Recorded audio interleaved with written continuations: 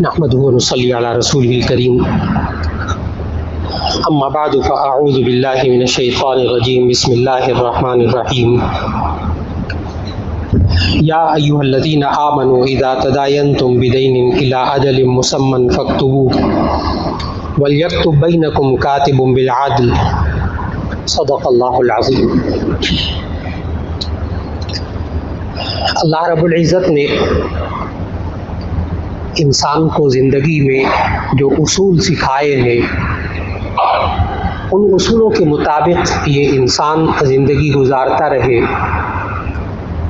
تو اللہ رب العزت اس زندگی میں سکون عطا فرماتے ہیں، عافیت عطا فرماتے ہیں، برکت عطا فرماتے ہیں۔ اور جب انسان ان اصولوں سے ہٹ کر زندگی گزارتا ہے تو وہ خالق کے بتائے ہوئے اصولوں کے خلاف زندگی گزار رہا ہوتا ہے، جس کے نتیجے میں اس انسان کی زندگی میں سے سکون ختم ہوتا ہے، برکت ختم ہوتی ہے، عافیت ختم ہو جاتی ہے۔ آج انسان بظاہر چیزوں کے دیکھنے میں یہ محسوس کرتا ہے کہ یہ چیزیں زیادہ ہیں، لیکن اللہ رب العزت نے ہمیں ایسے اصول سکھائے کہ جن سے انسان کے مال میں، اس کے رزق میں برکت ہوتی ہے۔ یہ انسان آج برکت کے مفہوم کو بسا اوقات ذہن میں نہیں رکھ پاتا، جس کی وجہ سے اس کی زندگی میں وہ خیر و برکت جو ہونی چاہیے وہ نہیں ہو پاتی۔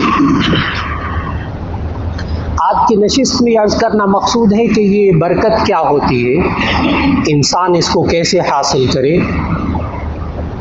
اور کیا برکت کا یہ مفہوم لیا جائے گا کہ اللہ تعالیٰ اس مال میں اضافہ کر دیتا ہے، اس رزق میں اضافہ کر دیتا ہے، یا جو نعمتیں ہوتی ہیں اس میں کیا اضافہ ہو جاتا ہے، ان کے اثرات میں فرق پڑتا ہے۔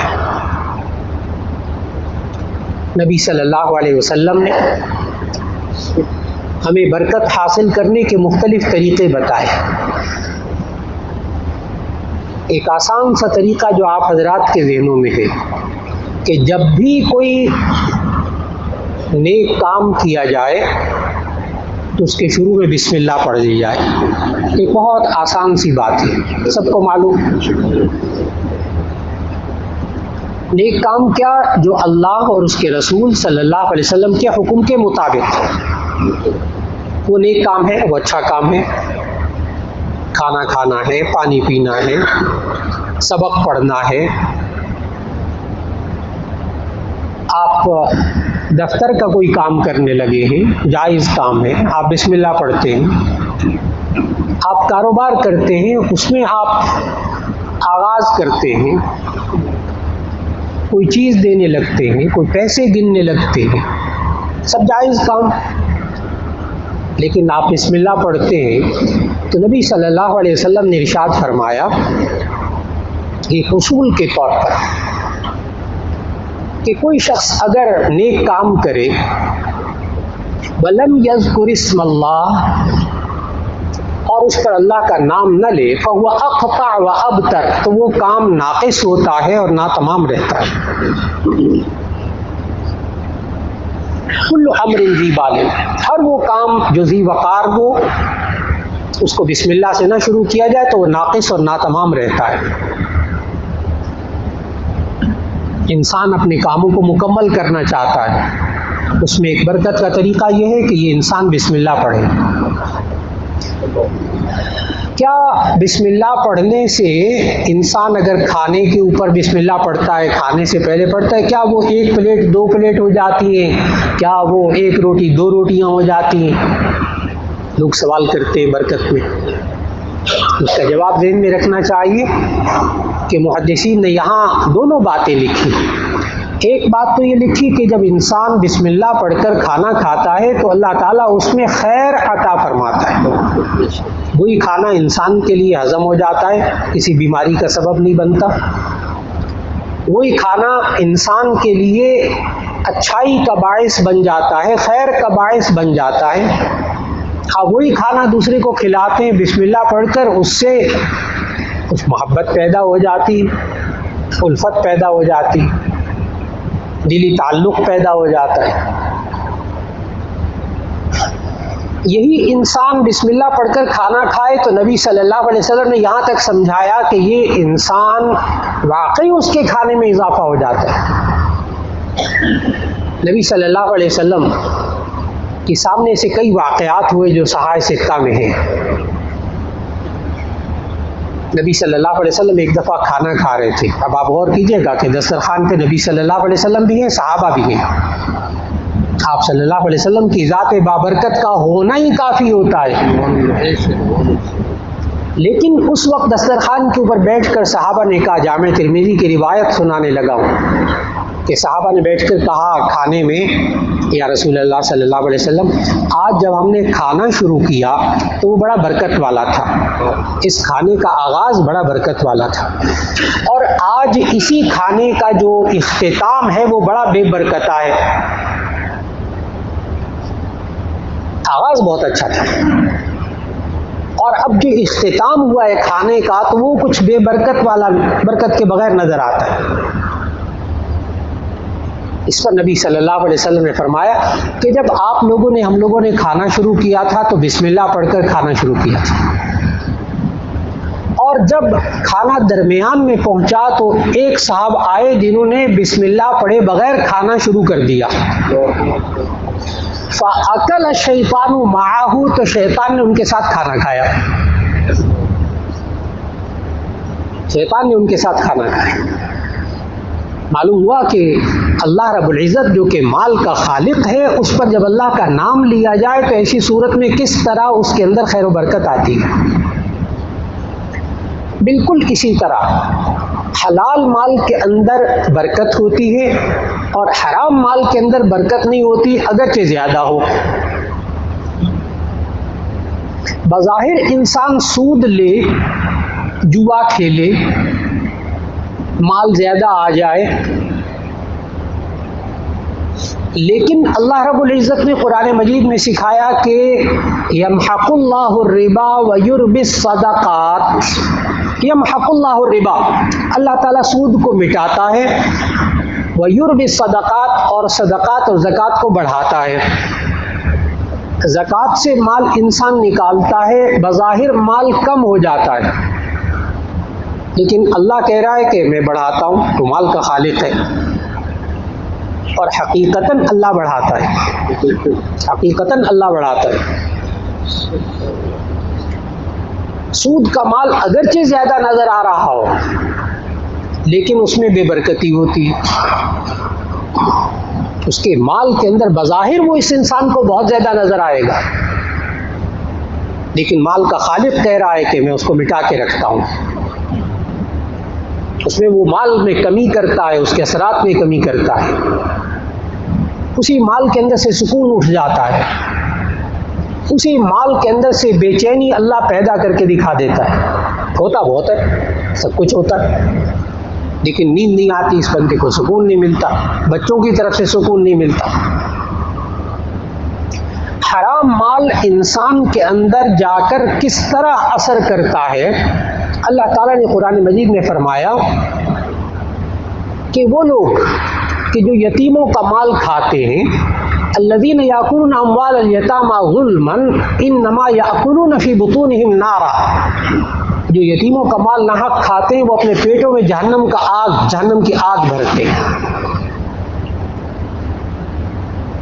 آج ہمارے معاشرے کے اندر اگر کسی کا انتقال ہوتا ہے، خاص طور پر نوجوانی کی زندگی میں 30 سال 35 سال 40 سال 45 سال کی عمر میں چھوٹے چھوٹے بچے ہوتے، بیوہ ہوتی ہے،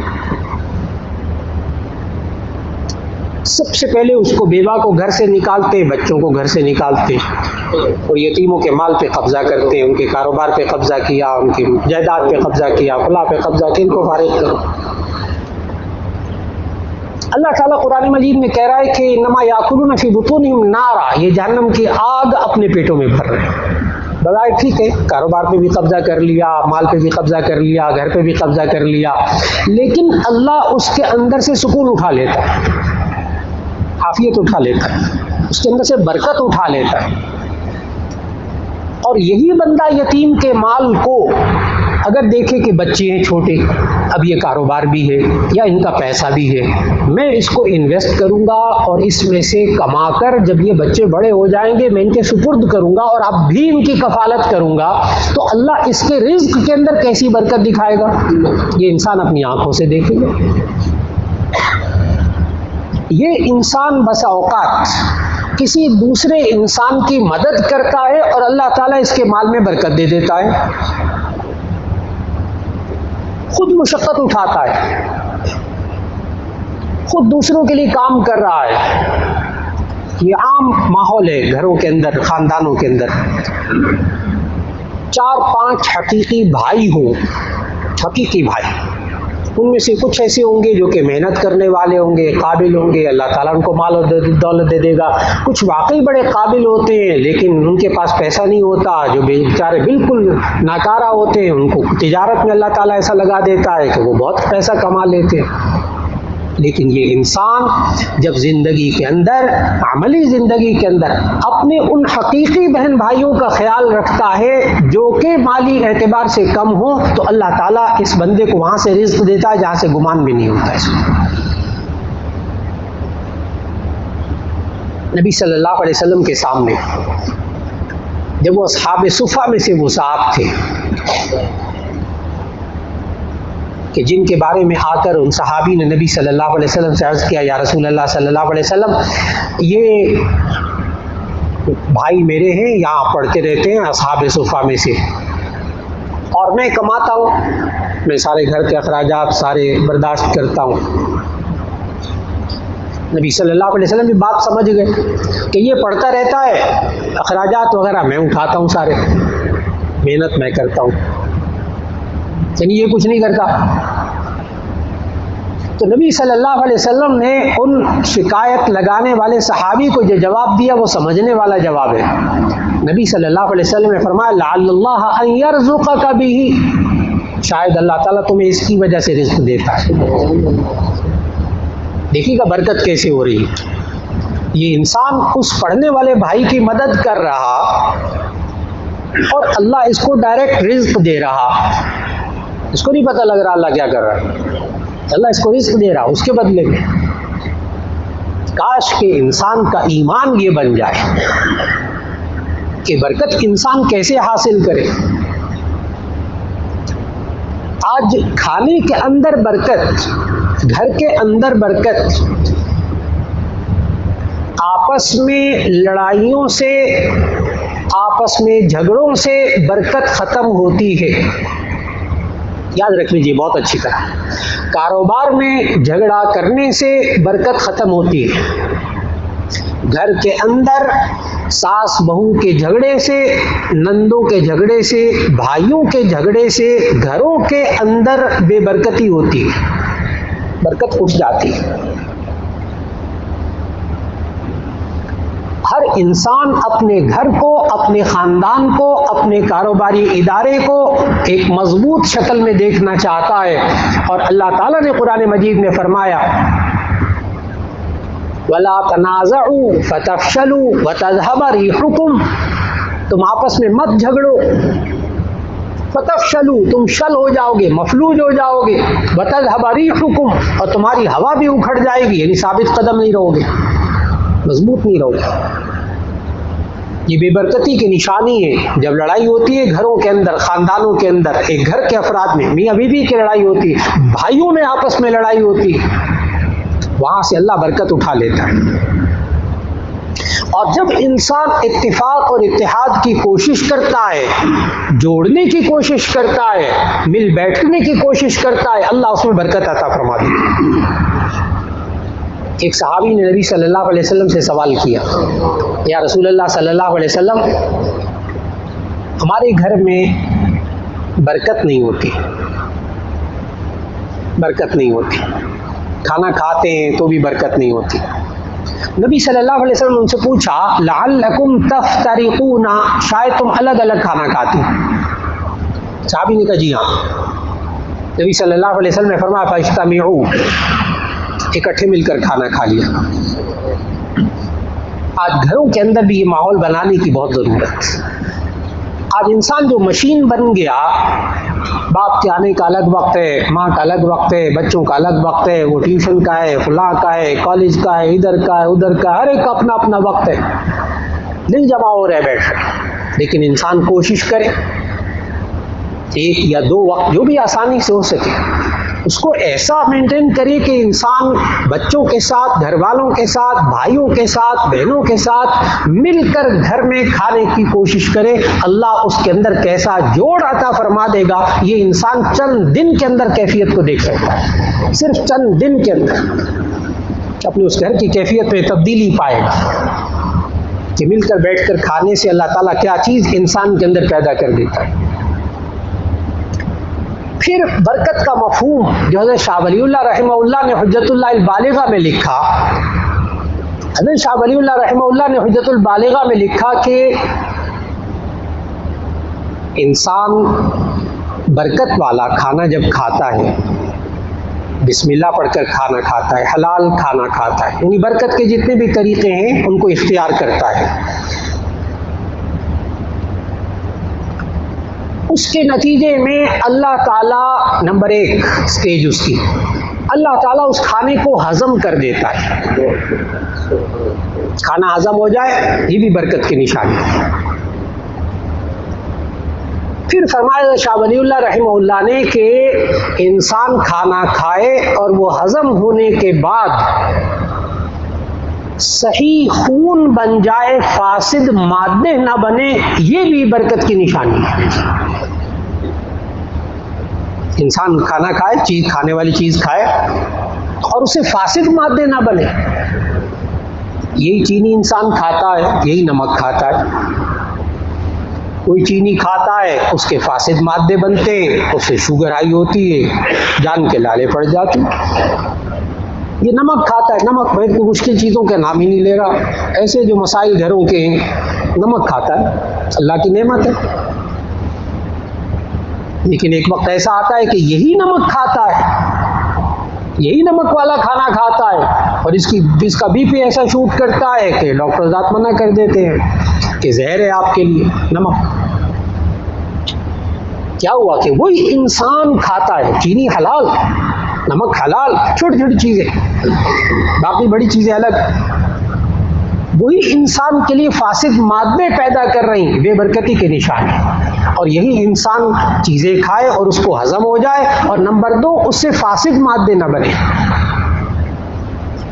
حضرت شاہ ولی اللہ رحمہ اللہ نے تیسرا مرتبہ لکھا، فرمایا کہ اس سے وہ کھانا خون بن جائے اور صحیح خون بن جائے اور اس صحیح خون سے صحیح گوشت بن جائے، یہ بھی برکت کی نشانی ہے. فرمایا اگر اس سے رسولیاں غدود بن جائیں، وہی غدود کینسر کہلاتے ہیں ایک سٹیج میں آ کر، اللہ تعالیٰ سب کو محفوظ رکھے ان بیماریوں سے. وہی خون ہے لیکن اس سے وہی گلٹیاں بن رہی، غدود بن رہے، رسولیاں بن رہی، وہی کینسر میں جا رہا.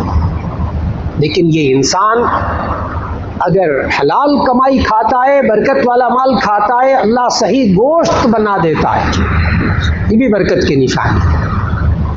اور آخری بات شاہ ولی اللہ رحمہ اللہ کے سننے والی، فرمایا کہ اگر یہ اس کو کھا لے، ہضم بھی ہو جائے، صحیح خون بھی بن جائے، اس صحیح خون سے صحیح گوشت بھی بن جائے، اس سے اعضاء بن جائیں، پھر ان اعضاء سے وہ انسان اللہ کے احکام کو پورا کرے، یعنی نیک کام کرے، ان ہاتھ پاؤں سے، ان آنکھوں سے، اس زبان سے، تو نیک کام جب کرے گا تو یہ بھی برکت کی نشانی ہے. معلوم ہوا کہ اگر ہم گھروں کے اندر حرام مال استعمال کریں گے تو ایسی صورت میں گھروں میں بدعملیاں پیدا ہوں گی، گھروں میں گناہ کی زندگیاں سامنے آئیں گی.